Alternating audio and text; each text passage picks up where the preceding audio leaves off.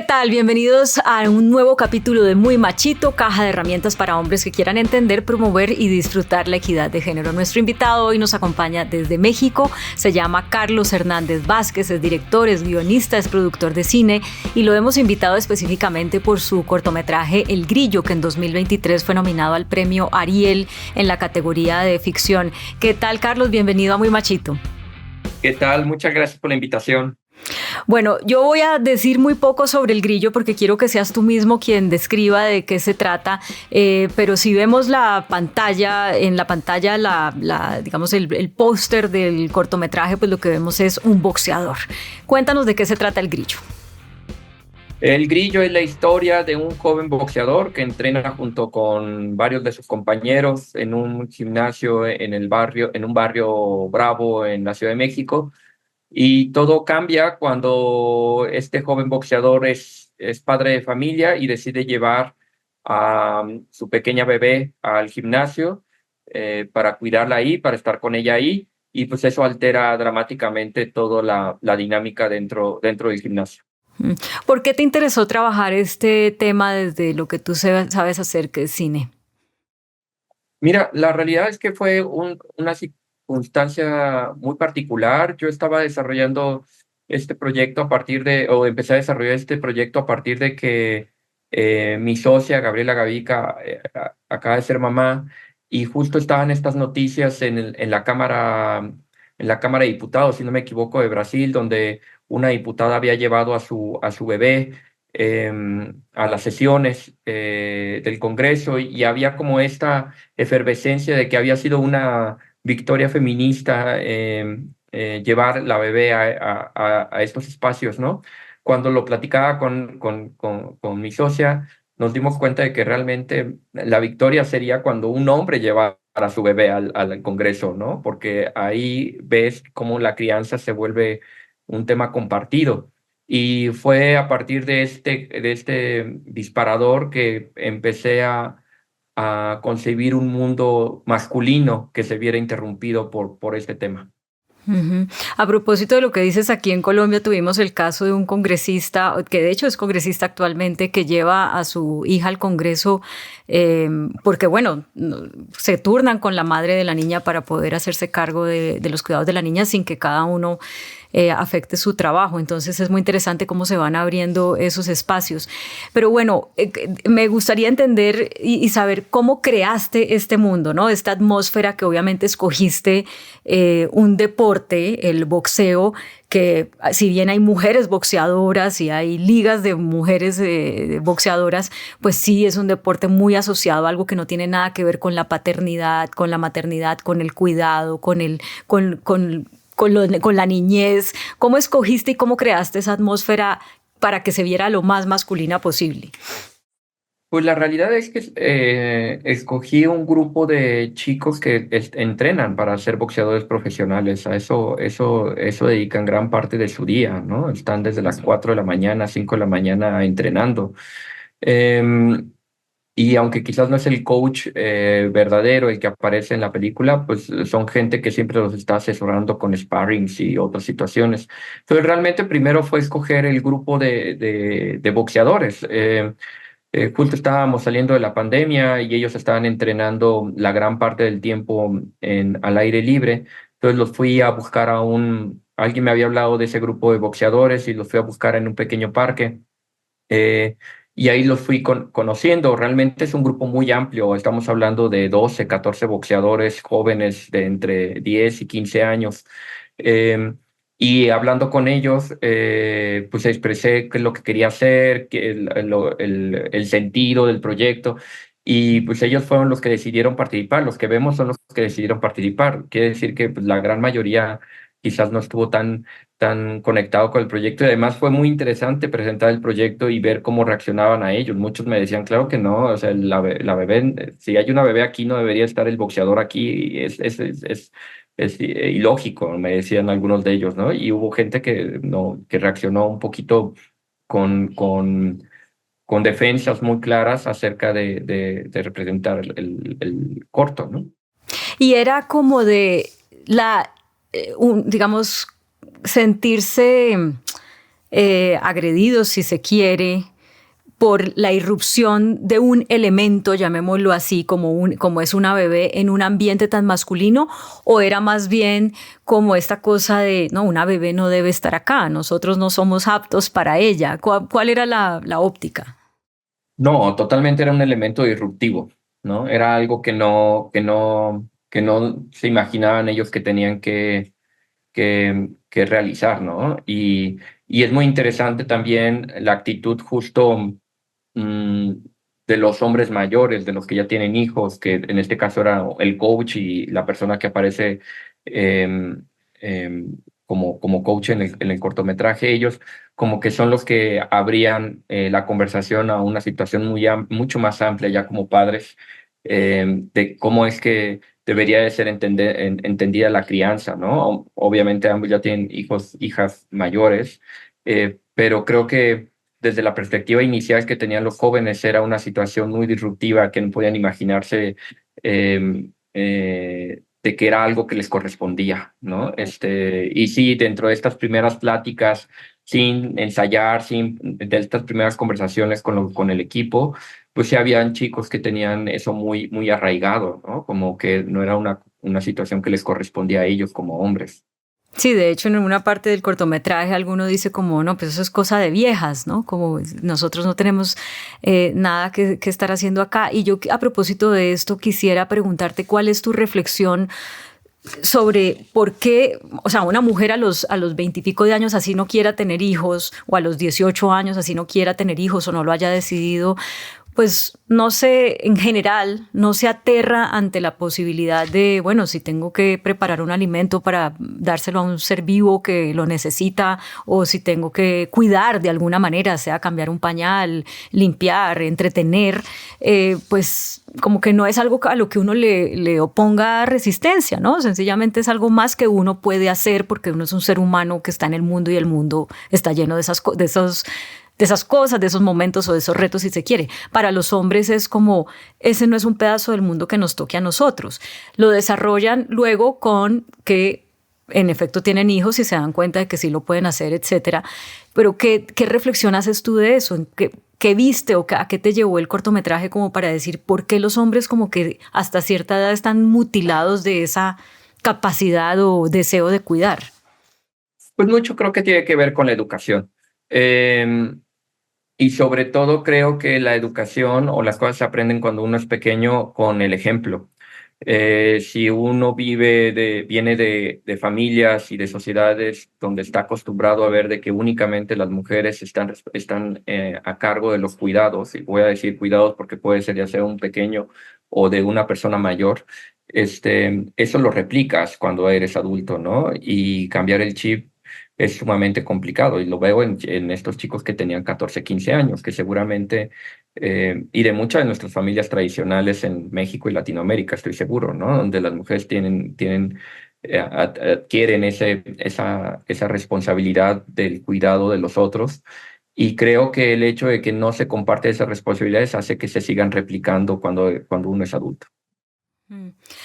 Ahora, ¿qué conclusiones sacaste tú de cómo se puede reaprender, o ese término que tanto se usa ahora, que me imagino que conoces, que es desaprender, respecto a prepararse para una posibilidad que tenemos la mayoría de los seres humanos, que es ser papá o ser mamá? ¿Cómo crees tú que desde ya me dijiste, la crianza es muy importante, pero en esos grupos, esas logias que se forman de hombres, el sitio del entrenamiento del boxeo o del fútbol o el bar, que son como esos grupos tan de hombres, solo con hombres, con temas de hombres, ¿qué crees que se puede introducir, ¿no?, para que se den esos reaprendizajes o esos desaprendizajes? Pues creo que mucho también, o sea, viene obviamente de la familia. Creo que tenemos que tener cada vez mejores ejemplos, tanto de hombres como de mujeres, donde estemos intercalando roles en la crianza. Pero creo que también es algo que se tiene que manejar en la escuela y que sea un tema de conversación diario, de tal manera que justo penetre en ese mundo de hombres este tipo de conversaciones. Yo creo que justo el problema es que en este mundo de hombres no ha penetrado esa conversación. Tendría que suceder que en el bar sí estemos hablando de fútbol si quieres, pero que también estemos hablando de cómo fue cambiar el pañal a tu hijo el primer día. Y eso tiene que ser algo que tiene que estar permanente en la conversación, ¿no? Y que no sean mundos distópicos el hecho de la crianza y la masculinidad. Y creo que eso se tiene que hablar desde la escuela y tratar desde la familia, ¿no? Y creo que es así, no creo que sea como un tema de voy a ponerlo entre comillas, forzar la conversación en este grupo de hombres, sino que al revés tenemos que incentivarlo desde antes para que esa conversación llegue a ese grupo de hombres, ¿no? Y ya sea algo cotidiano, porque eso es lo que se conversa en ese grupo de hombres, lo cotidiano. Y creo que es algo que tenemos que permear, que esto sea un elemento cotidiano. En el cortometraje justamente hay una escena relacionada con lo que mencionabas, lo del cambio del pañal y cómo son los hombres mayores que ya tienen hijos los que enseñan cómo se hace eso, pues porque ya tienen la experiencia. Y eso me lleva a preguntarte sobre ese tema que estabas tocando, esas conversaciones de hombres, ese apoyo de unos hombres a otros, así como se apoyan para, qué sé yo, en el deporte, o así como se apoyan para los negocios, o así como se apoyan para encubrirse si uno le está siendo infiel a la compañera y ese tipo de cosas. ¿Cómo poder desarrollar o qué te enseñó a ti este lenguaje narrativo para crear este cortometraje que puede servir para que se desarrolle esa camaradería entre hombres sobre los temas en los que usualmente los hombres no se apoyan entre ellos? Creo que mucho, yo creo que mucho tiene que ver con estas figuras de enseñanza. Me llamó mucho la atención cómo en el momento en que abrimos la conversación con los jóvenes boxeadores acerca de la crianza, los dos entrenadores expresaron su experiencia siendo padres de familia, ¿no? Y es algo que yo creo que les abrió una perspectiva que no habían contemplado los jóvenes boxeadores de tener esa posibilidad o de que sus entrenadores hicieran eso. Creo que eso también es muy llamativo, ¿no? Entonces, ven a estos entrenadores, boxeadores, el que aparece en el cortometraje fue 4 veces campeón nacional de box en México. O sea, como que son gente que admiran mucho y que jamás habían pensado que había tenido esta experiencia en la crianza de sus hijas. Y creo que eso abre una perspectiva importante y me parece muy importante decir como que estas referencias de enseñanza, porque al final del día, como un profesor de escuela, estos entrenadores fungen como figuras también paternas de los niños y son de los jóvenes, ¿no? Y viven mucho más tiempo con ellos que quizás sus padres, ¿no?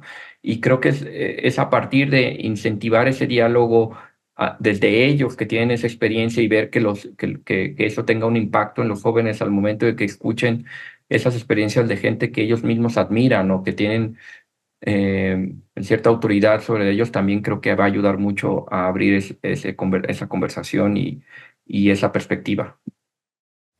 Sí, los referentes son indispensables y además que haya hombres conscientes de que están siendo observados y que de alguna manera tienen la autoridad, el peso, están blindados contra el matoneo como para poder poner esos temas en la conversación de hombres y en los entornos de hombres. Me parece un mensaje muy, muy interesante de lo que acabas de decir.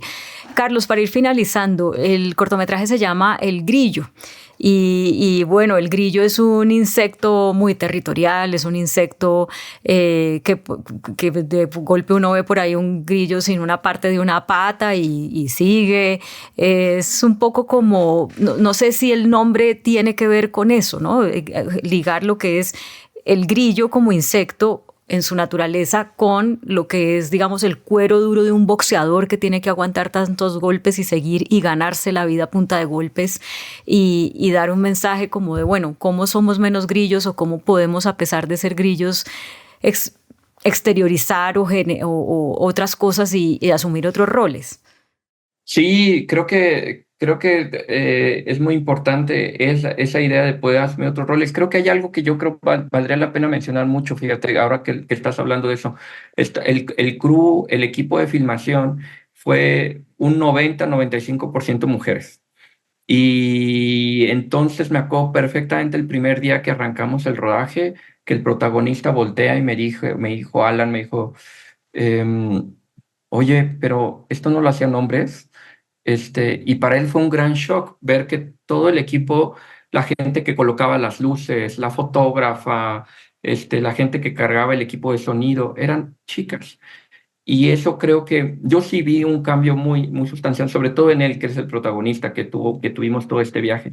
Creo que sí abrimos mundos y en su perspectiva, ¿no? Y creo que eso es lo que hay que hacer, es cada vez mostrar cosas con el ejemplo, ¿no? Y eso va a ayudar a que las cosas vayan cambiando. Y mucho tiene ese impacto en el mismo cortometraje, porque el mismo cortometraje, aunque tenía un guión, eh, realmente lo fuimos construyendo con los propios boxeadores. Son sus frases, son sus diálogos, son sus experiencias. El cambiar del pañal fue del coach, esa idea, ¿no?